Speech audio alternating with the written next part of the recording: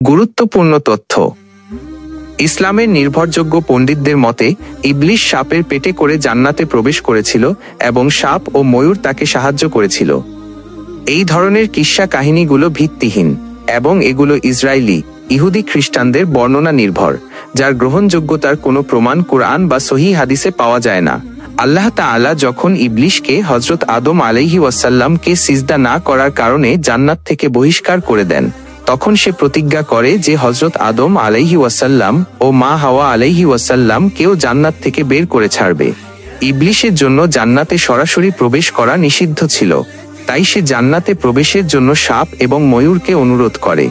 প্রচলিত বর্ণনা অনুসারে ময়ূর ছিল জান্নাতের অন্যতম সুন্দর প্রাণী, কিন্তু সে ইবলিশকে জান্নাতে প্রবেশ করতে দেখেও বাধা দেয়নি, অথবা তাকে পথ দেখিয়ে সাহায্য করেছিল। সাপ ইবলিশকে তার পেটের ভেতরে লুকিয়ে জান্নাতে প্রবেশ করতে সাহায্য করে। জান্নাতে প্রবেশ করে ইবলিশ সেই নিষিদ্ধ গাছের ফল খাওয়ার জন্য হযরত আদম আলাইহি ওয়াসাল্লাম ও মা হাওয়া আলাইহি ওয়াসাল্লাম কে প্ররোচিত করে। তাদের ভুল হওয়ার পর আল্লাহ তাআলা তাদের পৃথিবীতে পাঠিয়ে দেন। শয়তানকে সাহায্য করার শাস্তি হিসেবে সাপ ও ময়ূরকেও জান্নাত থেকে বের করে দেওয়া হয়। এর ফলস্বরূপ সাপকে তার পা থেকে বঞ্চিত করা হয় এবং তাকে বুকে হেঁটে চলার শাস্তি দেওয়া হয়।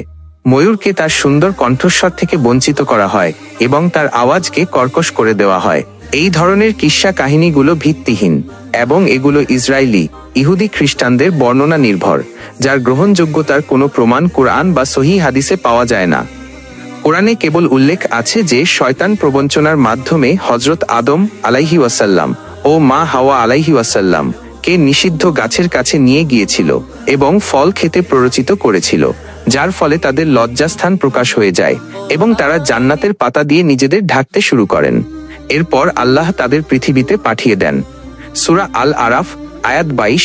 এই ঘটনায় সাপ বা ময়ূরের সরাসরি ভূমিকা বা তাদের জান্নাত থেকে বিতাড়িত হওয়ার কথা কোরআন বা সহিহ হাদিসে নেই।